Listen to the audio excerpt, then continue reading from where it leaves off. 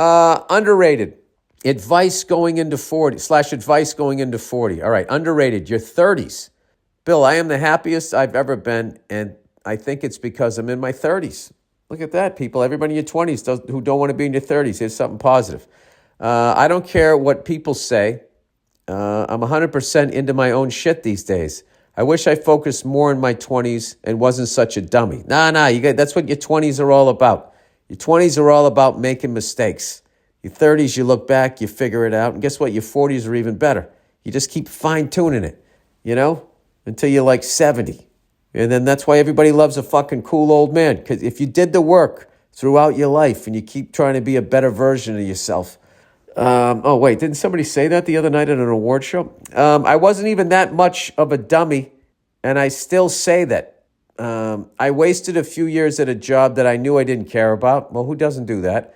I had a girlfriend and we loved each other, but it doesn't matter because when you're going in one direction trying to pursue a dream and she's going in the other, it eventually snaps. Yeah, and there's nothing wrong with that because if you didn't go after the dream, there's a very high percentage that you would eventually resent her, and then you take it out on her and then it dies. Or you don't resent her, you put it on yourself where it belongs, and then you're just depressed, and then she leaves you because you're just a fucking, wet blanket to hang out with. I don't know. You got to go after the dream.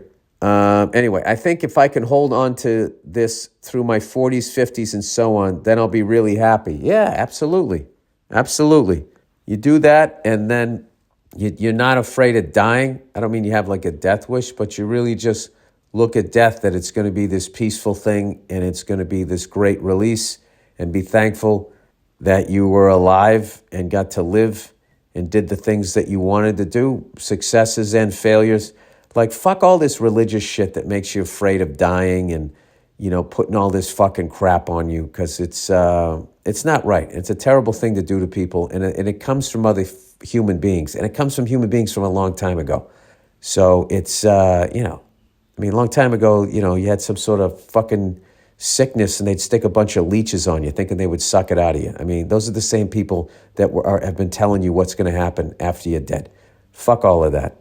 I think death is an amazing, amazing experience and should be enjoyed, unless somebody else is fucking killing you. Then, yeah, obviously no. But, if you're lucky enough to live into your fucking old age, I think that you handle it with grace. That's at the very least, that's the fucking attitude to go into it with, because it's going to happen, right? I don't know. That'd be a funny fucking masterclass. How to die. Anyway, as a guy who had an amazing run in his 30s, how did you keep it going? Oh, me? I had an amazing run in my 30s? Dude, my 30s were tough. Oh, those are rough ones. But I think I was a sort of unique case of... my case was special. I was really, really, really shut down in my 20s and into my 30s. So my 30s is when I became my angriest, because what I really wanted was to be married and have a big family. That's what I always wanted. And I didn't know how to do it. So I thought going on a stage and acting like an idiot and getting people to like me, that the girl of my dreams was just automatically going to walk up to me like, wow, I saw your show. You're really funny. Do you want to get married? And I'd be like, okay. Like, that's literally, that's a simplistic version of how it was going to be in my life. But what I was really doing was I was, not working on how antisocial and how much of a loner and what a fucking walled off protected place I'd put myself in. So, how did I get out of that is more the question. Is, I don't know, I just started going to therapy and I started working on myself. And I also kind of like, when I looked at shit that I wasn't happy with in my life, rather than blame other people, I was trying to see how I was contributing to it. And then, I don't know, once I started thinking positive, I really think that I started to go back to who I was before all the bullshit that happened to me. And I don't know, it's like you see that light and then you're like, oh, fuck. And you just start running towards it.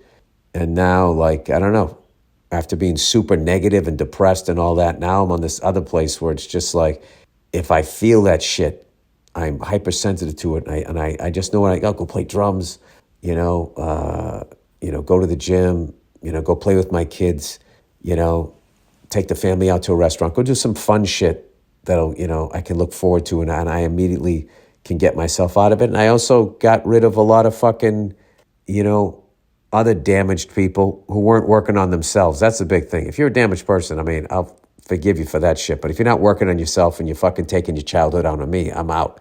So, that's another good thing when you get older is you're able to fast forward through relationships because, you met that type of a person before and you're just kind of like, oh, I know what this is. I know how this ride goes. And guess what? I'm getting off before the ride even fucking starts. That's the best. That's the best.